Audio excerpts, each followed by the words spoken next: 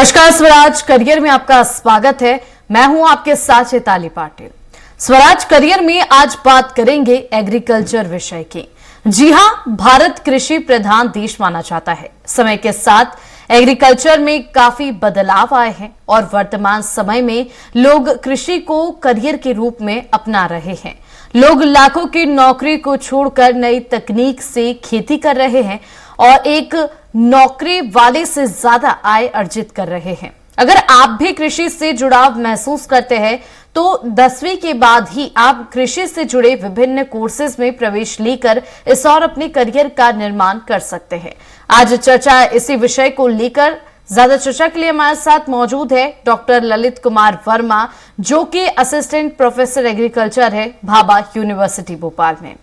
Doctor Lalit ji, आपको बहुत बहुत स्वागत है स्वराज एक्सप्रेस में। जी नमस्कार। भाभा यूनिवर्सिटी की ओर से वर्ल्ड फूड डे की समस्त देशवासियों को बहुत बहुत शुभकामनाएं।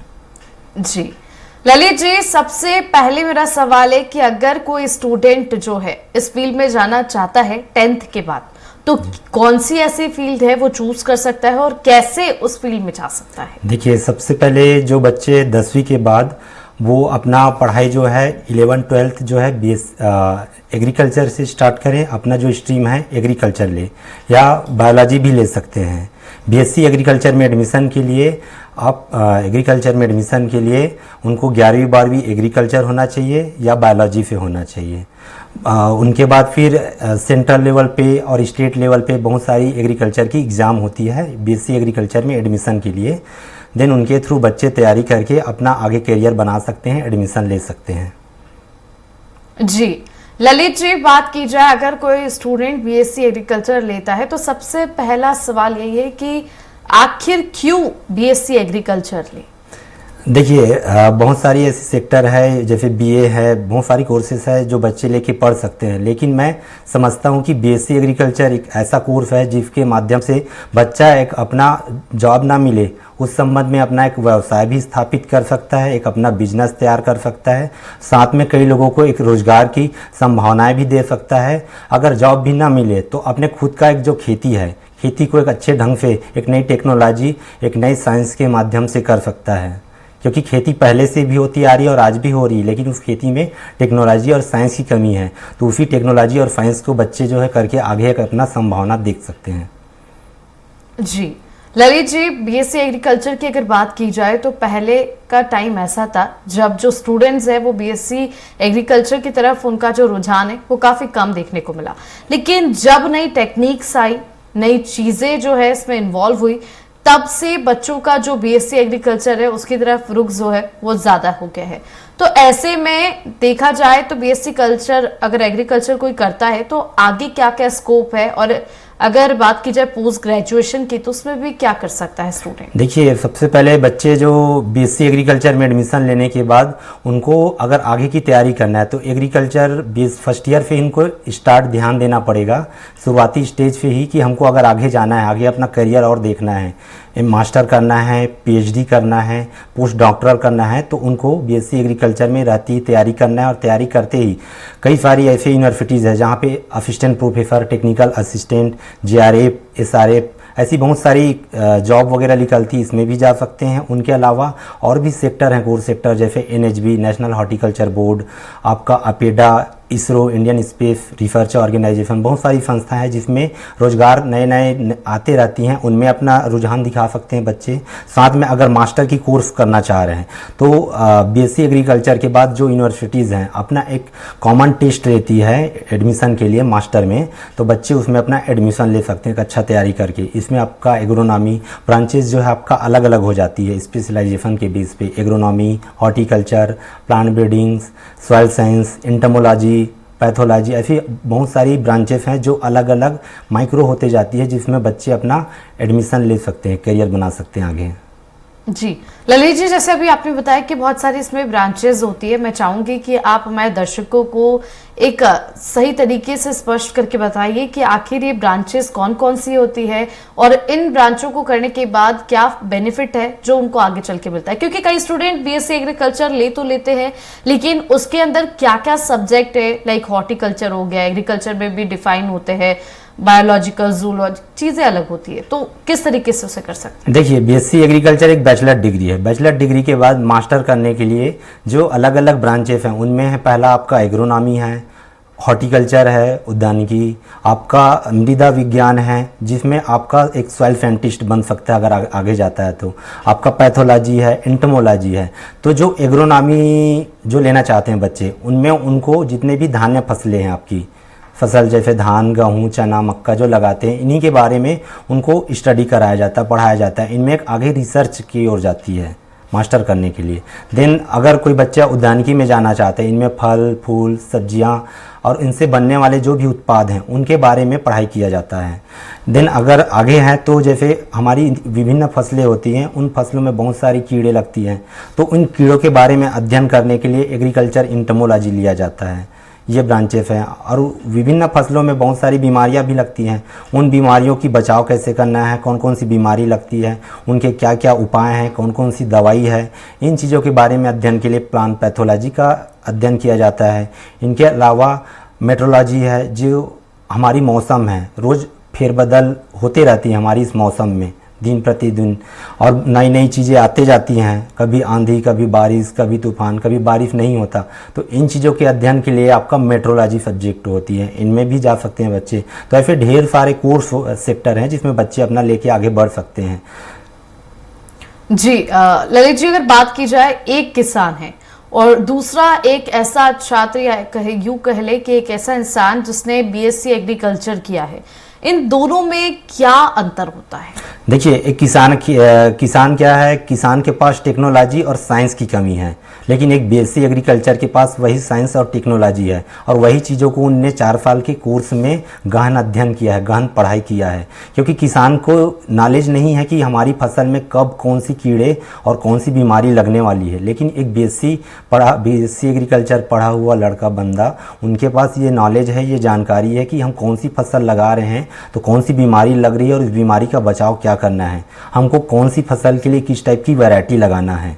लेकिन वो किसान के पास क्या है, वो नॉलेज नहीं है, किसान को वो पता नहीं है। लेकिन एक बीएससी पढ़ा हुआ बंदा, उनको वो नॉलेज है।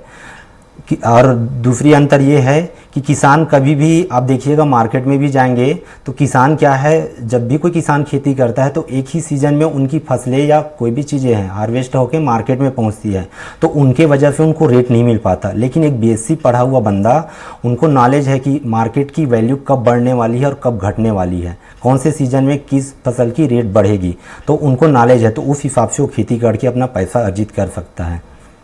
जी ललित जी, बात की जाए, अभी आपने जैसे जिक्र किया हार्वेस्टिंग का, तो हार्वेस्टिंग होता क्या है और एग्रीकल्चर में हार्वेस्टिंग का कितना महत्वपूर्ण रोल है? देखिए, हार्वेस्टिंग की बात की जाए तो हार्वेस्टिंग की मतलब हो गए कटाई। तो किसान क्या करता है, जैसे मार्केट में कोई चीज़ें हम लगाते हैं, हम कोई चीज़ें लगाए हैं खेतों में, जैसे टमाटर ही लगाए हैं, तो हमको, अरे हमारे जो भारतीय किसान हैं, सारे किसानों का टमाटर एक ही सीज़न में एक ही टाइम में मार्केट में पहुंचता है, जिससे रेट नहीं मिलता। और वही कटाई अगर कोई एग्रीकल्चर करता है तो वो सीज़न को देख के खेती करता है, और खेती करने के साथ अगर रेट नहीं मिल रहा है तो वो कटाई करके वो भंडारण करके रख देता है, जिससे बाद में उनको हम मार्केट में सेल कर सके, जिससे उसको एक अच्छा रेट मिल सके, एक मुनाफा मिल सके। अगर मार्केट में रेट ना मिलेगा तो वो एग्रीकल्चर पढ़ा हुआ बंदा उस चीज़ों का एक प्रिजर्व करके एक उत्पाद बना देगा, जिसको बोलते हैं हम वैल्यू एडिशन। जी ललित जी, अगर कोई स्टूडेंट है जो बीएससी एग्रीकल्चर करता है, तो आगे उसके लिए जॉब की अगर बात की जाए तो प्राइवेट जॉब भी अलग होती है और गवर्नमेंट जॉब भी अलग होती है। तो हम पहले बात कर लेते हैं गवर्नमेंट जॉब की, कि गवर्नमेंट जॉब में कौन कौन से स्कोप है जिसके लिए वो अप्लाई कर सकता है आफ्टर बीएससी एग्रीकल्चर करने के बाद? देखिए, बीएससी एग्रीकल्चर करने के बाद कोई भी लड़का है, मैं ये नहीं समझूंगा कि वो खाली बैठ सकता है। उनके पास प्राइवेट जॉब भी है और गवर्नमेंट जॉब की भी बहुत सारी संभावनाएं रहती है। तो गवर्नमेंट जॉब की बात करें तो इनमें आपका हो गया नेशनल हॉर्टिकल्चर बोर्ड हो गया, इंडियन स्पेस रिसर्च ऑर्गेनाइजेशन हो गया, अपेडा हो गई, आपकी बहुत सारी जो एग्रीकल्चर यूनिवर्सिटीज़ है वहाँ भी टेक्निकल असिस्टेंट की, जेआरएफ की, एक एसआरएफ की, और भी बहुत सारी वैकेंसीज निकलते रहती हैं। ललित जी, मैं आपको रोकना चाहूंगी, हमारे साथ एक दर्शक भी मौजूद है फोन लाइन पे, सौरभ। सौरभ, आपका बहुत बहुत स्वागत है स्वराज एक्सप्रेस में। जी मैम, सूरज नाम है, सूरज जी बिल्कुल। सूरज, आप क्या जानना चाहते हैं? हमारे साथ प्रोफेसर जुड़े हुए हैं एग्रीकल्चर से रिलेटेड, आप क्या पूछना चाहते हैं? आप अपना सवाल पूछ सकते हैं। मैम मेरा अभी BSc agriculture third year running चल रहा है। जी जी, तो मैं चाहता हूँ मैम, जैसे बीएससी एग्रीकल्चर थर्ड ईयर के बाद में हम जॉब की स्कोप के बारे में। जी चलिए, ललित जी ये चाहते हैं कि अभी थर्ड ईयर में है बीएससी एग्रीकल्चर में, आप इन्हें जॉब के क्या क्या स्कोप होते हैं वो बता दें, क्योंकि एक स्टूडेंट का यही सवाल रहता है कि अगर हमने बीएससी कंप्लीट कर ली है तो हम स्कोप क्या है आगे जॉब के। आपका बहुत अच्छा सवाल है।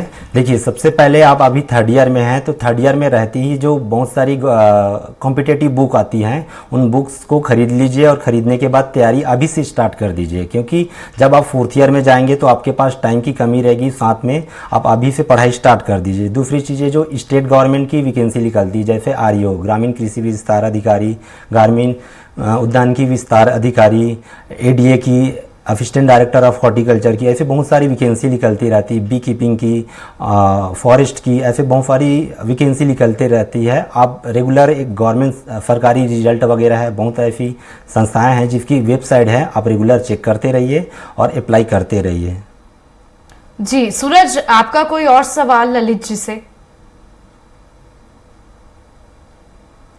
जी चलिए सूरज, आपका बहुत बहुत शुक्रिया। ललित जी, हम आप पर वापस आएंगे। जैसे हम अभी बात कर रहे थे कि गवर्नमेंट जॉब में क्या क्या स्कोप है, जैसे कि अभी सूरज ने भी एक सवाल यही किया कि थर्ड ईयर कंप्लीट करने के बाद जॉब के लिए क्या स्कोप है, क्योंकि एक सबसे बड़ा अहम जो चीज होती है कि छात्र के लिए कि आखिर जब पढ़ाई कंप्लीट हो गई है तो हम आगे क्या करेंगे। जी, इसमें जॉब की संभावनाएं जो गवर्नमेंट जॉब है और आपके प्राइवेट जॉब हैं। देन उसके बाद आपके अगर नहीं है इन दोनों में तो उसके पास आपके पास बिजनेस की भी संभावना है।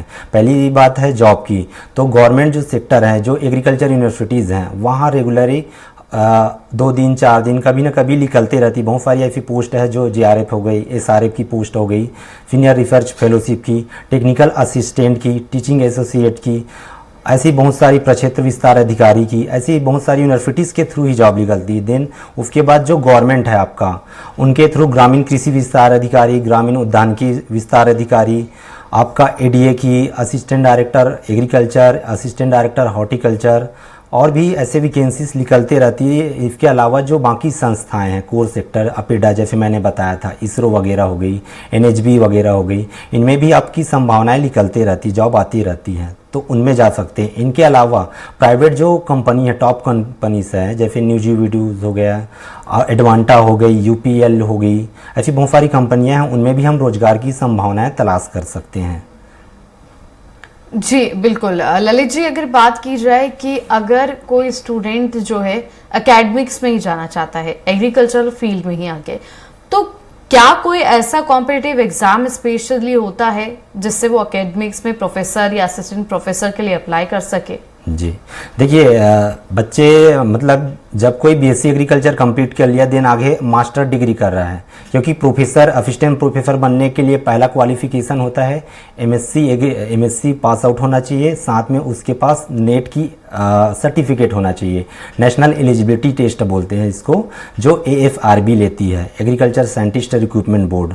पहला कंडीशन। दूसरा कंडीशन है उनके पास पीएचडी डिग्री होना चाहिए, एमएससी नेट या तो पीएचडी की डिग्री होना चाहिए, ये दोनों में से कोई भी हो, असिस्टेंट प्रोफेसर बनने के लिए यूनिवर्सिटीज़ में एलिजिबल है। तो इसके लिए क्या करना है उनको, सबसे पहले इसके अलावा जब मास्टर में रिसर्च करते हैं तो बहुत सारी रिसर्च पेपर, रिसर्च वर्क, अपना एकेडमिक मजबूत करने के लिए वो सारी चीज़ें बुक्स वगैरह हो गई, बुक राइटिंग हो गई, और भी बहुत सारी क्वालिफिकेशन जो है रखना चाहिए अपने एकेडमिक को मजबूत करने के लिए, क्योंकि उनमें एक स्कोर कार्ड बनता है, तो वो बहुत ज़रूरी होता है। साथ में बहुत सारी जो हायर एजुकेशन है, जैसे Uttar Pradesh higher education, Madhya Pradesh higher education, तो ये जो हायर एजुकेशन है ये टाइम पे अपना एक असिस्टेंट प्रोफेसर के लिए एक एग्ज़ाम क्वालिफाई कराती है, एग्ज़ाम लेती है, तो उनमें अपना अप्लाई कर सकते हैं, उनके थ्रू भी आप यूनिवर्सिटीज़ में असिस्टेंट प्रोफेसर बन सकते हैं। देन उसके अलावा जो पर्टिकुलर यूनिवर्सिटीज़ है, वो यूनिवर्सिटीज़ अपना टाइम पे एक असिस्टेंट प्रोफेसर के लिए भी अपना नोटिफिकेशन वगैरह, एडवर्टाइजमेंट वगैरह निकालते रहती हैं, तो उनमें भी अपना अप्लाई कर सकते हैं वो। जी ललित जी, हमारे साथ एक और दर्शक जुड़ गए हैं, लोकेश। लोकेश, आपको बहुत बहुत स्वागत है स्वराज एक्सप्रेस में। चलिए, तकनीकी खराबी के चलते हमारा संपर्क नहीं हो पा रहा है। ललित जी, आप पे वापस आएंगे। तो जैसे अभी आपने बताया, तो इसमें जो रिसर्चर का वर्क होता है, बेसिकली सॉइल रिसर्चर की आपने बात करी, एग्रीकल्चर रिसर्चर की, क्योंकि देखा है कि किसान जो है एक सीमित क्षेत्र में किसानी करता है, खेती करता है, लेकिन एग्रीकल्चर ने इसको एक ऐसी तकनीक पे लेके गए हैं कि एक ही जगह पे आपको अलग अलग चीजें जो है वो आप उगा सकते हैं, अलग अलग चीजें जो है उसके लिए आप एक्सपेरिमेंट भी कर सकते हैं। जी जी जी। देखिए, पहले क्या होता था, किसान जो है खेती कर रहा है तो उनको, किसानों को साइंस और टेक्नोलॉजी तो नॉलेज नहीं है, पता नहीं है, लेकिन जो बीएससी एग्रीकल्चर कर रहा है, देन आगे मास्टर कर रहा है, तो वहाँ पे मास्टर पे उनका एक लेवल हाई हो जाता है जिसमें उनको रिसर्च मिलता है। रिसर्च जी ललित जी, आपको रोकना चाहूंगी, लोकेश हमारे साथ जुड़ गए हैं। लोकेश, आपका स्वागत है स्वराज एक्सप्रेस में। Ma'am good evening ma'am. जी, आपका क्या सवाल है, आप रख सकते हैं, ललित जी उसका आंसर देंगे। सर, बीएससी एग्रीकल्चर के बाद बिजनेस अपॉर्चुनिटी क्या है, मतलब करने के बाद बिजनेस अपॉर्चुनिटी क्या है? देखिए, आपके पास बीएससी एग्रीकल्चर की डिग्री हो गई है तो बिजनेस अपॉर्चुनिटी के लिए आपके पास ऑप्शन है कि आप जिस एरिया पे रहते हैं वहाँ पे किस चीज़ का कल्टीवेशन होता है उसको मेजर ध्यान दीजिए। फॉर एग्जांपल, आपके आसपास में टमाटर की खेती ज़्यादा होता होगा या भिंडी की या कोई भी फसलों की खेती होता होगा, उसको ध्यान दीजिए। उसको ध्यान देने के बाद क्या करना है, आगे उस चीज़ों का आप चाहें तो सारे लोगों का एक क्लस्टर तैयार कर ले। क्लस्टर तैयार करके उस जगह का सारे टमाटर आप खुद खरीदें और ख़रीदने के बाद आगे बेच सकते हैं या उसका एक प्रिजर्वेशन का एक इंडस्ट्री डाल सकते हैं। ये अपॉर्चुनिटीज़ है आपके पास वहाँ पास जिस एरिया में आप रहते हैं। दूसरी चीज़ें हैं, एक आप इंसेक्टिसाइड, पेस्टिसाइड या फर्टिलाइज़र की कंपनी मतलब एक तैयार कर सकते हैं, एक बिजनेस बढ़ा सकते हैं इसको भी आगे। जी शुक्रिया लोकेश, स्वराज एक्सप्रेस के साथ जुड़ने के लिए और अपने सवाल पूछने के लिए।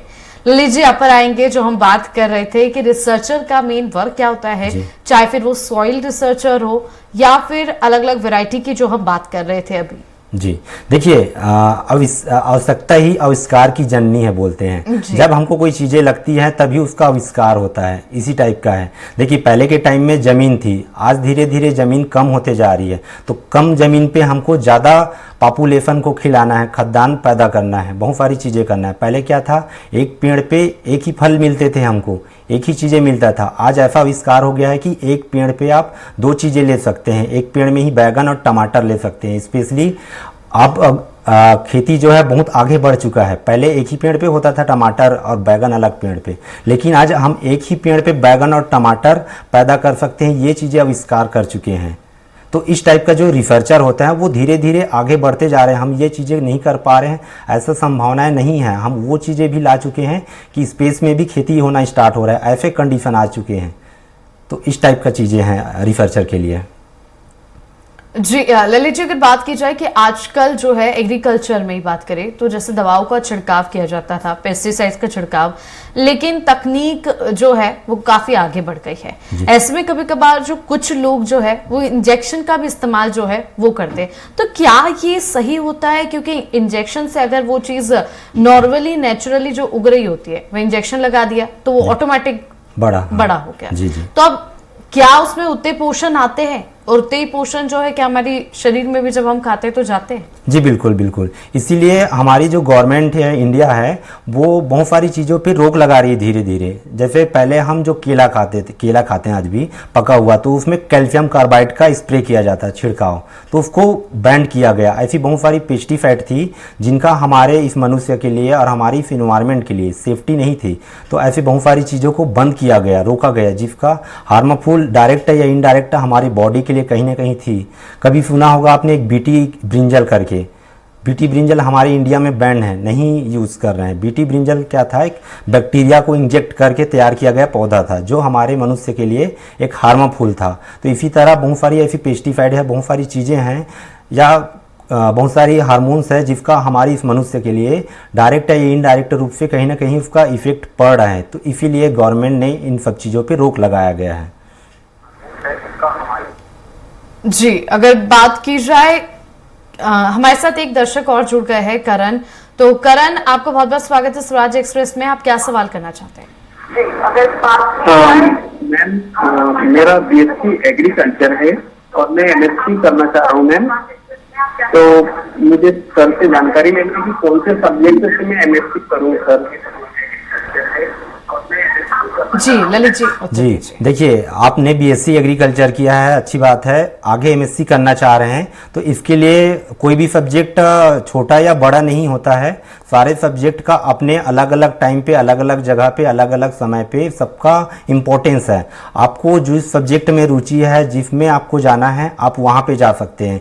कोई ऐसा नहीं बोल सकते सब्जेक्ट में हम कि इसमें एमएससी करने से हमको जॉब जल्दी मिलेगा। आपका रुझान जिसमें है आप उसमें जा सकते हैं। आप चाहें तो प्लांट ब्रीडिंग एंड जेनेटिक्स ले सकते हैं, एग्रोनॉमी ले सकते हैं, उद्यानिकी ले सकते हैं। डिपेंड करता है कि आपका रुझान किस पे है। दूसरी चीज़ें, कुछ ऐसे कोर्स भी हैं, सब्जेक्ट हैं जिसमें आप जाने से जॉब के अलावा बिजनेस में भी अपना एक करियर बना सकते हैं। जैसे हॉर्टिकल्चर हो गई, आपकी एग्रोनॉमी हो गई, आपकी प्लांट ब्रीडिंग्स हो गया है, उनमें भी आप एक रिसर्चर के तौर पे आगे जाके एक आप साइंटिस्ट बन सकते हैं, किसी वैरायटी को रिलीज़ करने में, एक नया किस्म तैयार करने में। तो ऐसी बहुत सारी चीज़ें हैं। जी ललित जी, करण शुक्रिया करण शुक्रिया हमारे साथ जुड़ने के लिए। ललित जी आपके और रुख करूंगी। जैसे कि अब बात तो कर ली हमने कोर्सेज की, सब्जेक्ट की और जॉब अपॉर्चुनिटीज की, बात आती है कि सैलरी पैकेज कितने मिलते हैं, क्योंकि आपने पढ़ाई कर ली है, जॉब के लिए आप अप्लाई कर रहे हैं, तो सबसे पहला सवाल यही आता है कि आखिर सैलरी कितनी मिलेगी। देखिए, सैलरी सभी की अलग अलग होती है, डिपेंड करती है। आप अगर एक यूनिवर्सिटी में प्रोफेसर, असिस्टेंट प्रोफेसर बनते हैं, असिस्टेंट प्रोफेसर की मिनिमम सैलरी आपका, अगर आयोग के थ्रू जा रहे हैं तो आपका 90,000 से स्टार्टिंग सैलरी है। आयोग के थ्रू जा रहे हैं। अगर किसी एग्रीकल्चर यूनिवर्सिटीज़ के थ्रू आप असिस्टेंट प्रोफेसर बन रहे हैं तो वहाँ पे 65,000 से 70,000 आपकी स्टार्टिंग सैलरी रहती है। आप नेशनल हॉर्टिकल्चर बोर्ड में और अदर सेक्टर पे जा रहे हैं तो आपका 70,000 स्टार्टिंग सैलरी रहता है। टीए वगैरह टेक्निकल असिस्टेंट बनते हैं तो आप किसी जेआरएफ में जा रहे हैं, जेआरएफ के थ्रू, तो आपको 50 से 55,000 स्टार्टिंग सैलरी रहती है, देन एचआरए मिलती है। तो ऐसे ही सबका अलग अलग सैलरीज अलग अलग कैटेगरी वाइज डिवाइडेड है। आप अगर ग्रामीण कृषि विस्तार अधिकारी बन रहे हैं तो आपका 30,000 से 32,000 स्टार्टिंग सैलरी रहती है। जी ललित जी, आखिरी में हमारे दर्शकों को आप क्या मैसेज देना चाहेंगे जो ये पूरा जो कार्यक्रम है स्वराज करियर वो देख रहे हैं और चाहते हैं कि हम बीएससी एग्रीकल्चर में ही अपना जो आगे करियर है उसे बनाएं? जी देखिए, अगर कोई भी बच्चे बीएससी एग्रीकल्चर कर रहे हैं या करना चाहते हैं या आगे कर रहे हैं तो उनको यही गाइडेंस दूंगा, मैं यही नॉलेज दूंगा, टिप्स, कि एग्रीकल्चर एक ऐसा कोर्स है जिसमें पढ़ाई के साथ साथ आपको फील्ड नॉलेज भी लेना है। ये यहाँ लैब बस में ख़त्म होने वाली चीज़ नहीं होती है, ये लैब के अलावा फील्ड में अप्लाई भी होता है। तो बच्चे को यही सभी को बोलना चाहूँगा कि पढ़ाई के साथ साथ वो अपना फील्ड नॉलेज भी बढ़ाए, फील्ड गेन करे, फील्ड नॉलेज, क्योंकि कौन सी बीमारी लग रही है, कौन सी कीड़े लग रहे हैं, कब क्या चीज़ें हो रही, पौधों में क्या परिवर्तन हो रहे हैं, क्या चेंजेस हो रहे हैं, वो जब तक आप फील्ड में नहीं उतरेंगे तब तक नहीं देख पाएंगे। तो पढ़ाई के साथ साथ फील्ड नॉलेज ले, मस्ट। दूसरा चीज़ें हैं, कृषि सारी चीज़ें इंतज़ार कर सकती है, लेकिन कृषि एक ऐसा सेक्टर है जो कभी इंतज़ार नहीं कर सकती। आज अगर बारिश होने वाला है, हमारी फसल बारिश नहीं है तो पौधा मरना स्टार्ट हो जाएगा। तो बाकी चीज़ें इंतज़ार कर सकती है, लेकिन कृषि एक ऐसा सेक्टर है जो कभी इंतज़ार नहीं कर सकती। तीसरी चीज़ें बोलना चाहूँगा, कोई भी बच्चे हैं या पढ़ाई कर रहे हैं, जो भी है, education not only impression but only your career. तो यही देना चाहूँगा मैं।